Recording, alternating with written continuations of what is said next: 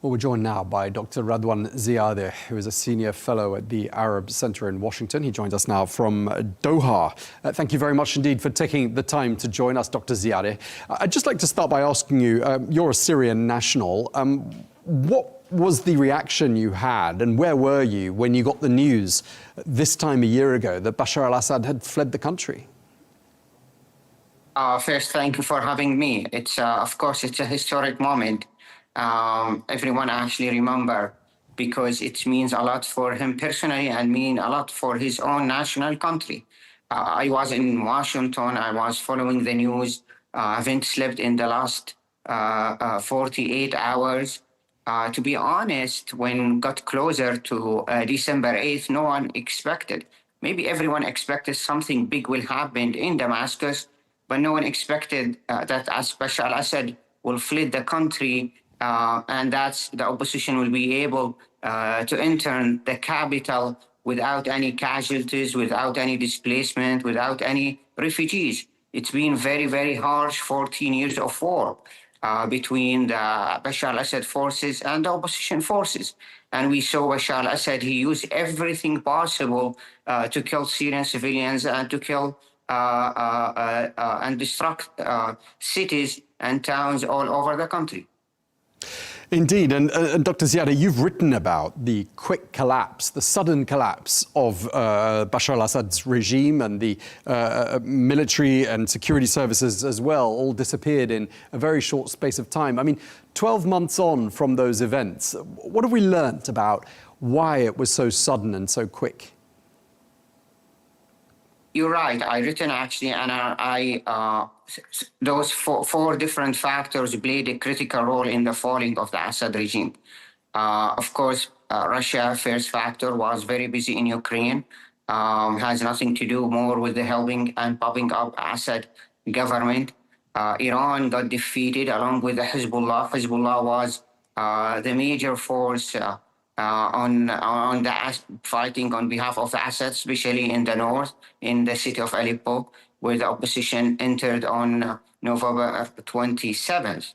Hezbollah was defeated by bombarding by Israel, and the leader of Hezbollah got killed.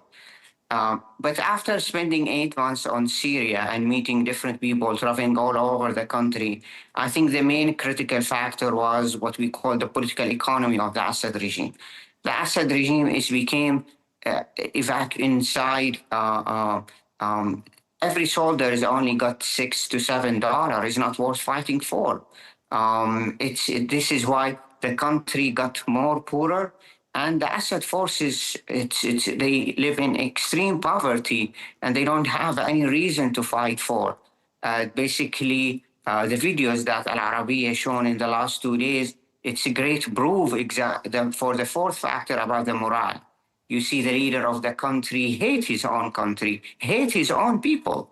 No one believes that he will get into the mindset of Bashar al-Assad as he will get in those videos. Very important in criminal aspect, and also in analyzing how the Assad regime fall quickly, because when you see that the whole leadership is corrupt, they hate their own country, hate on their people. This is why the people under Bashar al-Assad, they have no reason to fight on his behalf. Right, and I was going to ask you about those newly leaked videos that Al-Arabiya has obtained. I mean, some people are saying that they were not shocking to people who disliked the Assad regime, but they were particularly shocking to Assad loyalists. Would you agree with that? Shocking for both. I've been following the Syrian news for almost 30 years. I've been written almost 20 books in Arabic and in English on Syria. I still actually, my eyes full of tears when I saw the videos. Because if you live in a country just for a few days as a tourist, you have something in connection to that country. How actually you are a leader in a country, and you lived in a country, born in a country, and you are a leader of the country for 25 years, and you have such much hate to your own country. He described the country as disgusting. He always say, I got surprised when people talking about the greatness of Syria. that Syria is too much history, too much civilization there to have a leader such that who ruled the country, governed the country for 25 years. It's very sad to every Syrian who believe in his country and who love his country. Right, and of course, him and his family ruled Syria for 54 years. They're rumored to have billions of dollars. One of Bashar al-Assad's cousins is rumored to be somehow plotting some kind of an armed return or armed effort to return to Syria. Have you heard those reports, and do you think they're credible? I heard those reports, but I can tell you, I've been visiting Latakia and Tartus, and I'm going maybe this week again and again. His Alawite also people, they hate him, as you mentioned. Actually, they got also surprised about how much he's on about his person, about his character, nothing about the country, and this is why they need to sacrifice their lives. I don't think that's what the remnant of the Assad regime, or we call them al-Fulul, has any reason to continue fighting or any reason to let's say, bring Assad back. His chapter is done in the history of Syria. Was very, very sad chapter. He left the country in destruction. We need, according to the World Bank, more than $400 million to be able to do the reconstruction. And we need years of social reconstruction because of the Assad divisive sectarian ruling in the last 50 years, the Assad senior and the Assad junior. This is why, no, I'm not afraid about the Assad remaining or his cousin. I saw those part of the past, and Syria now is looking for the future. Bashar al-Assad had a well-oiled propaganda machine, and he was a master of distorting the truth and pumping out fake news. I'm wondering whether you've seen evidence of any remnants of that propaganda machine and any efforts to sow tension, sow discord in Syria with disinformation campaigns. Has that been an issue these last 12 months? I think the videos of Al-Arabiya showed exactly how he cares about his image outside. He's been asking his advisor, Luna, almost every second, do we need this? We should do this? What do you think about that? I mean, I'm shocked about the videos because if he turned on the TV or any TV, credible report, of course, Al-Arabiya or anyone, will see exactly how his image is inside and outside. But he's been out of reality. He's been actually ruling that's maybe disillusioned that people continue to love him despite of he hating them.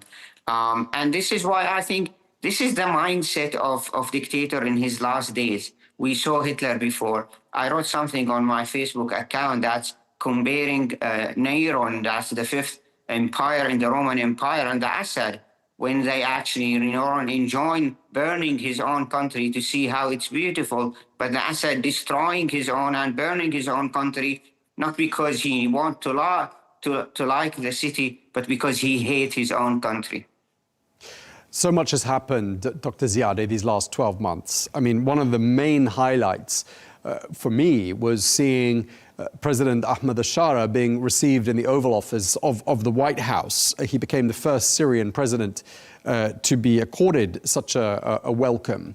How much of a turning point did that represent to you? Of course, thanks to the regional who's been carrying on the Syrian transition, Saudi Arabia, Qatar, Turkey. Those three countries, we can call them actually the regional hub, who's carrying on the transition and trying to help the Syrian government. It's remarkable that to see the Syrian President Ahmed al-Sharaa met with the American President 3 times in less than 9 months. This is a record. And maybe in a few days, we'll celebrate the lifting of the Caesar sanctions. That's the sanctions has been lifted in a year. That's a record time compared to other countries who have that sanction is. But now it's a time maybe to change our discourse, not to focus on the sanctions. The international community, when decided to lift the sanctions, is not giving Syria a favor. Now we should focus on how the international community can help the reconstruction in Syria. Syria, it's 90% under poverty line. It needs help. It needs support to be able to recover and it's be able to go back to the international community. And this is why it's much needed to help and it's much needed to do a social reconstruction and a rebuilding. Otherwise, maybe we'll expect a social or political unrest in the coming years if there is no real reconstruction done in Syria. Just lastly, Dr. Ziadeh, there have been some examples of violence in Syria during the course of the last 12 months. There have been some tensions. But, I mean, after 14 years of war, after 54 years of Assad regime leadership, I mean, many would say that it's inevitable that there would be some scars and some divisions. But all things considered, how would you say that the country has fared during these last 12 months? I will give actually the transitional government a B+. They done fantastic job in keeping the stability, keeping the country in such difficult time, relatively stable. You can travel, you can actually spend your night at Damascus at the midnight, return to your house and nothing happened. Of course, in some area was unfortunate, especially in the coastal area and the Suwaida. But that's exactly, it's alarming. That's how much we need to build a design, a political system, can every Syrian fit that he or she can fit in. Pluralism is a key factor. Minorities is a key factor in Syria. And you need to build a political system, a democratic system, to be able, everyone to feel that he has a part of it and he thus can contribute to the future of Syria. Okay, well, thank you very much indeed for sharing that with us. We really appreciate it. Dr. Radwan Ziadeh. Thank you for having me. Thank you.